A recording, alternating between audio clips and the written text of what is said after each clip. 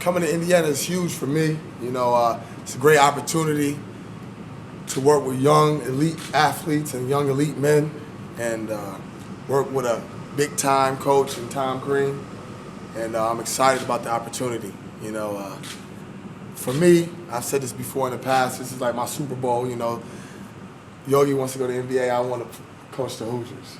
So I'm excited about that, and being able to have my own show and be able to let my vision come out in the guys and my attitude. Because I feel like the strength coach is a direct reflection of the guys when they get out on the court. I feel like I'm an important part of their process mentally and physically, and I just feel like if they can come out of this summer, they will come out of this summer with the edge that I have every day.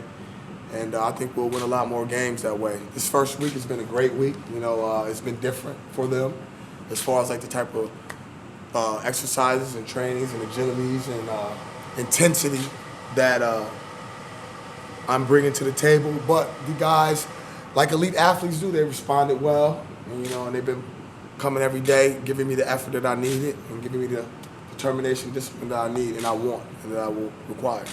You mentioned your vision. What is your vision? How do you? Everybody vision, wants to get guys stronger and fitter, but how do you go? My vision is this. Simply put, is the hard as nails to win a bunch of games and to go back to Houston. And I'm not talking about working for the Cougars. You understand what I'm saying? Because Hoosier Nation needs that. They want that. I understand that.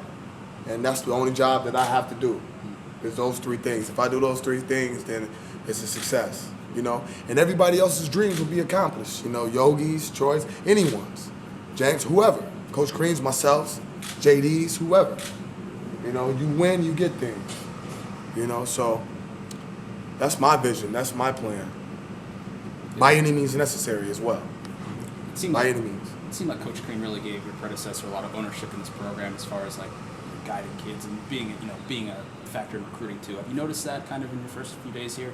No question. Coach Jackson is a great guy, mentor of mine, great friend of mine. He coached me at the University of Kansas. A lot of people don't know that, but he did, and he taught me a lot even then, and he teaches me now.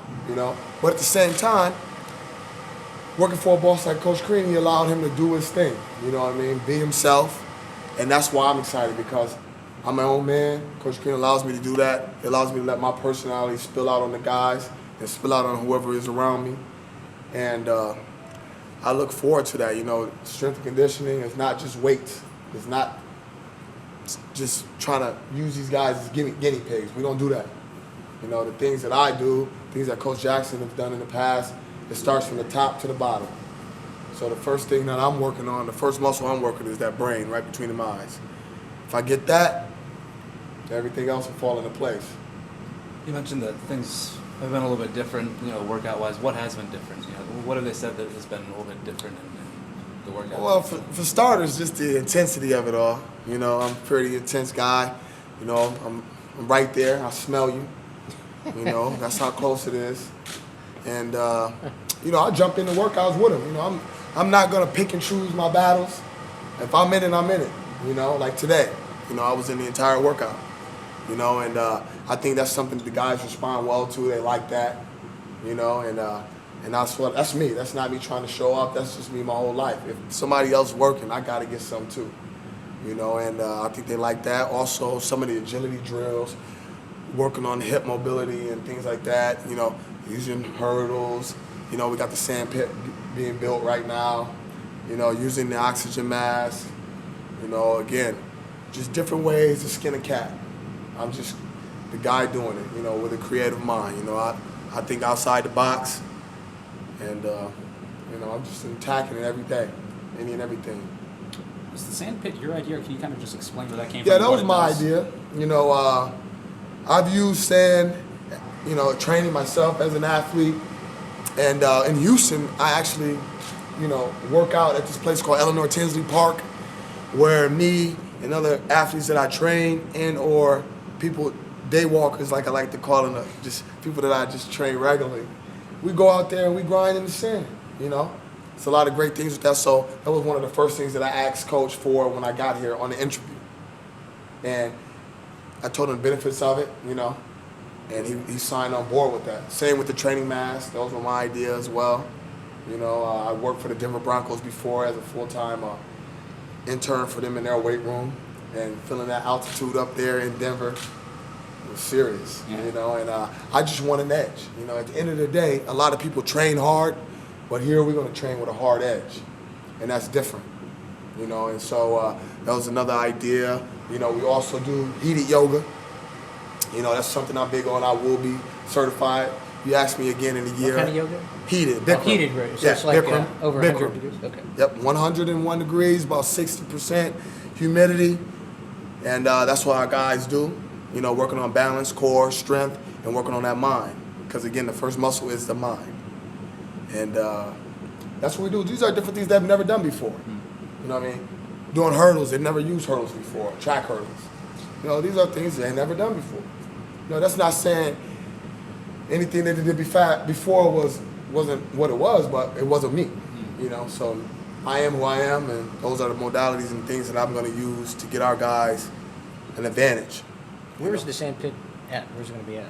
The sand pit is getting built right now. You can go outside between Cook and what's that building? Assembly. What is that? Is it assembly or the track? Right outside of Jade's door. What's that? Yeah, it's the corner between Yeah. Assembly and Gladstone. Yeah, right there. Right in the corner. They're right there Is it right like now. a long jump pit? 50? No. That's track, sir. That's track. I'm going to get the entire team on this thing. Oh. It will be 40 by 30, 40 feet by 30. I tried to get an Olympic-sized sand pit, you know, and we're going to play a game called Who's Your Boy. You're going to have to come check that out.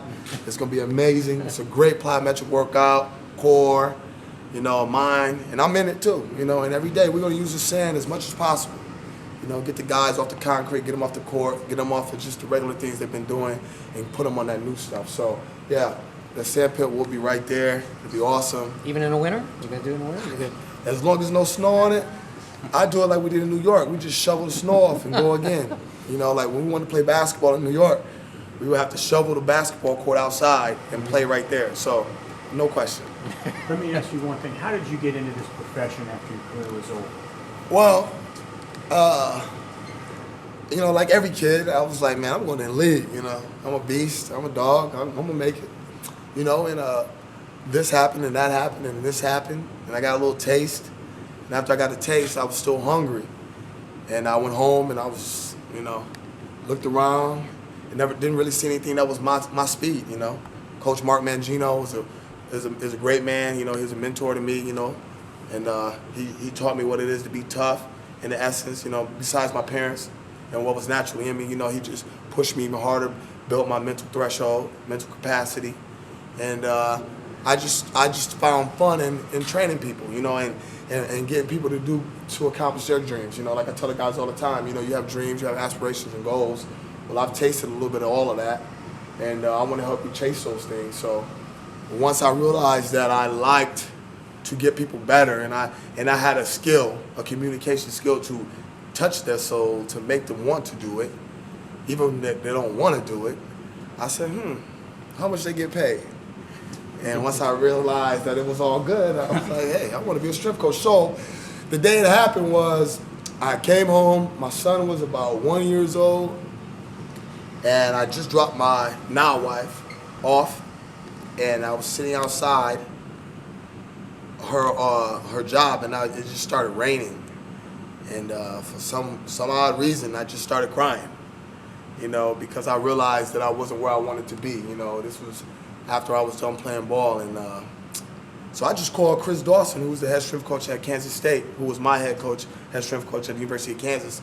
And I told him, hey, coach, you know, I need to get my degree. You know, I need to start somewhere. You know, I had left school early.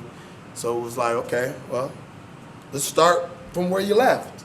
You know, at least I know I get pushed hard. So I went. I volunteered for a year. I slept on my former teammate Rodney Fowler's couch. His dog would lick my face. I would have to build my own fortress of chairs in front of the couch. And I slept there for a whole year, you know, and I didn't get paid. You know, I wasn't paid. I wasn't even on scholarship yet, again, because I had left. So I did that for about 6 months, working in the weight room for free, waking up every day at 4, being in the gym by 5, staying until 5. And then he rewarded me with a graduate assistant program in which I started to take grad school. And then now I was still doing the same schedule, but now going to class till 10, 11 at night. And then I left and went to Denver, and that's where the track started. Was that all at Kansas? Yeah, that was the University of Kansas. Do you know what years that was? 2008. 2008? Mm-hmm. Did you have, 2007. okay. Do you have any questions for Janae before you took this job? Did you talk to him about anything here? Well, we talked just of GP, general purpose. Mm-hmm. That's my guy. So it wasn't really, and he knows me. It was more like, Coach, I appreciate your help.